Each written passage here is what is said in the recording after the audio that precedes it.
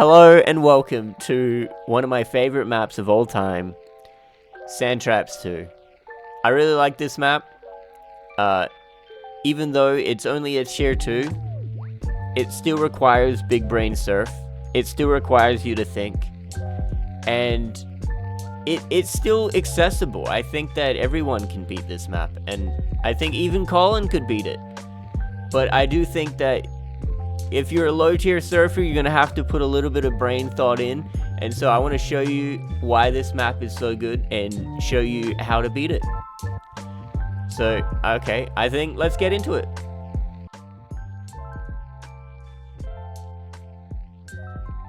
Alright, so the first challenge we have is actually the first ramp.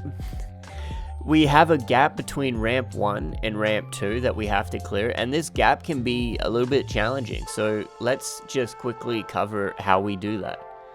We want to jump, and we want to land on this ramp, which is typically a good rule of thumb, as high as possible. And to reach the highest point on this ramp, we kind of want to jump as far as possible off this ledge. So we want to kind of aim for this direction, and we'll kind of do a few strafes to get there. But on the final strafe, what we want to do is kind of like catch the ramp and curve it all the way around. And it requires a bit of mouse space, so make sure you start with your mouse all the way to the right. So I'm going to show you what that looks like really quickly. And then catch it and sweep all the way around. And you can see I used the entirety of the ramp, and that's super important. So I'm going to show you one more time. We're going to do a pre-strafe, right, left, sweep, catch. Use the entirety of the ramp if you can. Try to be smooth. So I want to show you what ramp 1 will look like if you do it less ideal. So it would just kind of be sharper turns instead of less smooth turns. We'll still make it, but we won't conserve the same amount of speed. And so instead of being like a smooth ramp like this, we're kind of just kind of being sharper like this. And it's less good. It's less speed. Don't do that. It's bad. So let's talk about ramp 2. What I want to talk about when it comes to ramp 2 is boarding. And what boarding is how smoothly you can transition onto the ramp. And it's super duper important. And you might notice that when I come to the ramp 2, I board on the other side because it's almost like you're a ball and you want to roll onto the ramp as smooth as possible. If I pick the left side and kind of just hit it like that, I'm not conserving my speed and I'm kind of losing a bit of speed. So I always want to direct my speed to a position where I get to conserve it as much as possible. And then we just want to come off the ramp into this section and board ramp 3. Alright, it's actually the next day, but that doesn't matter. So now we're going to look at ramp 3 and ramp 4. We're going to do them together because we kind of are doing them together, and we've got to ramp them both to get to this ramp. Now, what's really spicy and I like about this first ramp is that we kind of just flatten out and then board the next ramp to complete the flick. The first ramp we're not doing an upwards flick at all. We are just going down and essentially just flattening out. And then the next ramp, we will do a slight upwards flick to make it to the next one. So it's a two-step process. Just remember that. Don't try to... I do see some people try to go too high here, and it's a bit of a mistake, obviously.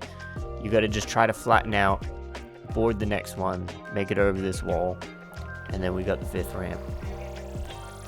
One thing I wanted to explain about this third ramp here is that sometimes you might be coming through and you might have so much speed that you run out of ramp, but because this fourth ramp is so low, that's kind of not the worst thing in the world. You can just give it a little love tap like this and that's all you need to direct your angle to reach the next ramp. So let's just show that one more time.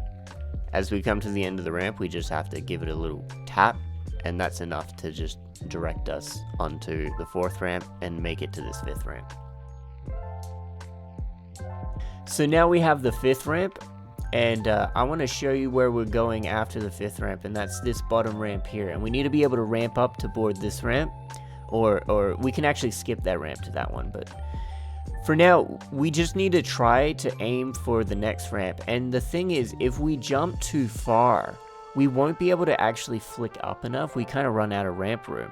So what I think is very ideal is if you can make it to the top of this ramp and just kind of ride off the ramp flat, you will get plenty of room to be able to ramp up and board this ramp. Or the thing I do see sometimes is that people flick too high off of this ramp. And if you do flick too high off this ramp, it seems like a little bit of a problem, but let's say if we know that we're going to the right, you don't need to go to the right away. You can always delay it, go to the left, and then go to the right. And by then, you would have dropped off enough that you can clear it with ease. And another thing is that if you really feel like you've got the right angle and you've got enough speed, you don't even really need this back wall. You can kind of just go for the next one. It's a little bit quicker, a little bit more pro. You can go for that if you want. But now we have to talk about this section, which is a little bit more spicy. Alright, now we gotta talk about the pit. This pit is actually quite difficult because you need to be quite slow and precise to make it through the section. And one of the biggest hurdles is not going too high. Hitting this roof is like a death sentence. You can't continue on. And a good rule of thumb, something I heard from Twitch chat, is if you don't dip too low on this ramp, it's hard to really get too high. And that's because when you dip lower, you kind of have to exit with a higher angle. And thus you hit the roof. So it looks something like this. If you compare, if you dip down really low, you can imagine the exit angle is quite high, where if you only dip down a little bit, the exit angle is going to be much lower here, and you're going to have a better time. So but the main concern is just not flicking upwards too fast, just staying slow. And it should just give you enough speed and enough height to kiss this ramp on the side and make it cleanly into this tunnel section. And now we have the final 4 ramps of the run. And I actually think these are super important to learn as a new surfer because they teach you about being lenient in your surf.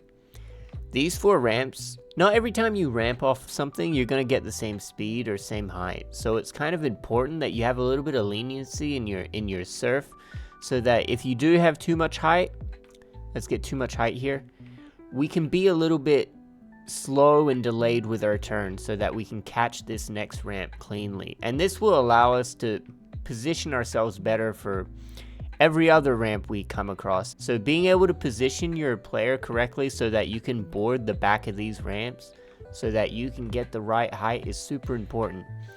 Super important here, super important here. All to lead to this final ramp. It's super important that we get the right speed and we can clear it just like that with relative ease.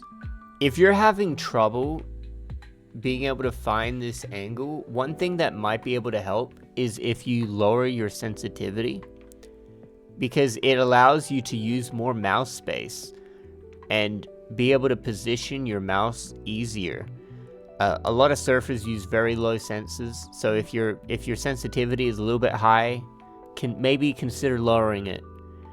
But I think that's it for sand traps. If you liked this content, maybe subscribe, like, comment, all that fun stuff. I want to do more stuff, but this is just my little practice. Thank you guys for watching. Maybe I'll do some Tensors or Anubis later if I get good enough. Have a good day.